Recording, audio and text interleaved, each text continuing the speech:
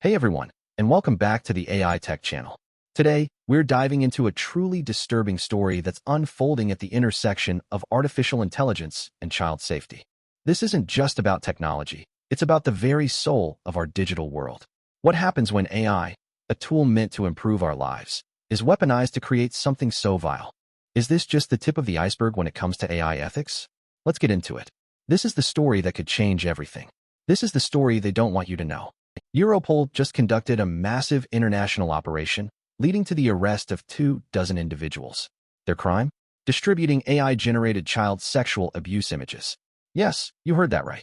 AI, once a beacon of innovation, has now been exploited to create and spread these horrific images. This isn't some theoretical future we're talking about. It's happening right now. Let's break down what's happening here. According to reports from Reuters and other news outlets, this operation, spearheaded by Danish authorities, targeted a criminal group using an online platform to distribute these AI-generated images. The mastermind behind the platform, a Danish national, allegedly charged users a symbolic online payment to access the content. This platform was globally accessible, drawing users and participants from various countries. What makes this case particularly alarming is that it's one of the first involving AI-generated child abuse material. Europol has highlighted a critical gap: the lack of specific national legislation addressing the use of AI tools for such purposes. This is a wake-up call. Our legal frameworks are lagging far behind the rapid advancements in AI technology. We need to ask ourselves, are we prepared for the ethical challenges that AI presents? Are our laws robust enough to protect the most vulnerable members of our society? What are we going to do about it? This is not just a law enforcement issue. It's a societal crisis waiting to explode. Now, let's delve deeper into the technical aspects. How is AI being used to create these images? The answer lies in generative models, specifically variations of generative adversarial networks, or GANs. GANs, at their core, consist of two neural networks, a generator and a discriminator. The generator creates images from random noise, while the discriminator tries to distinguish between real images and those generated by the AI. Through continuous feedback, the generator learns to create increasingly realistic images. In this context, malicious actors are exploiting GANs to generate child abuse images. The realism of these images is becoming increasingly difficult to discern from real-life photos, making detection and prosecution incredibly challenging. Another technique often used is style GAN, which allows for fine-grained control over the generated image's features, such as age, gender, and even emotional expression. This level of control enables the creation of highly specific and disturbing content. Furthermore, diffusion models, like DALL-E and Stable Diffusion, are also being misused. These models, trained on vast datasets, can generate images from text prompts. In the wrong hands, they can be used to create highly realistic child abuse images simply by providing harmful text descriptions. The scariest part is that the technology is becoming more accessible and easier to use every day. This isn't some secret weapon. This is readily available technology being twisted for evil.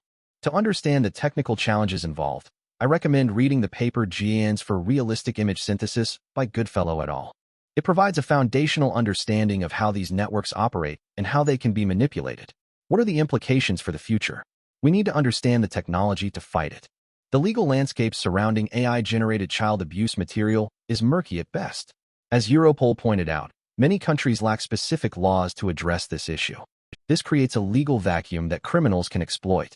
The question is, how do we adapt existing laws to cover AI-generated content? Is it enough to prosecute those who distribute these images? Or do we need to go further and hold accountable those who develop and provide the AI tools that enable their creation? There are two opposing views on this matter. One perspective argues that holding AI developers accountable would stifle innovation and create a chilling effect on the entire industry. They believe that focusing on the users and distributors of the material is the most effective approach. On the other hand, some argue that AI developers have a moral and ethical responsibility to ensure their technology is not used for harmful purposes. They believe that developers should be held liable if they fail to implement adequate safeguards and controls. To further complicate matters, defining what constitutes child abuse material in the context of AI-generated images is a complex legal challenge. How do we differentiate between harmless artistic creations and harmful depictions of children? This requires careful consideration and nuanced legal definitions. We need to figure out what exactly is legal and what is not. We need to have this discussion. The societal impact of AI-generated child abuse material is potentially devastating. The proliferation of these images could normalize child sexual abuse and desensitize individuals to the harm it causes. This could lead to an increase in real-world child abuse cases. Moreover, the availability of AI-generated images could fuel the demand for real child abuse material, creating a vicious cycle of exploitation and harm. The psychological impact on victims and their families is immeasurable. Imagine discovering that your child's image has been digitally manipulated and used in a sexually abusive context. The trauma and emotional distress would be unimaginable. We need to protect our children. We need to protect our families. We need to protect our society. The stakes are too high to ignore. So, what can we do to combat this growing threat? First and foremost, we need to strengthen our legal frameworks. Governments around the world must enact specific laws that address AI-generated child abuse material. These laws should clearly define what constitutes illegal content and establish penalties for those who create, distribute, or possess it. Secondly, we need to develop advanced detection technologies. AI can be used to fight AI.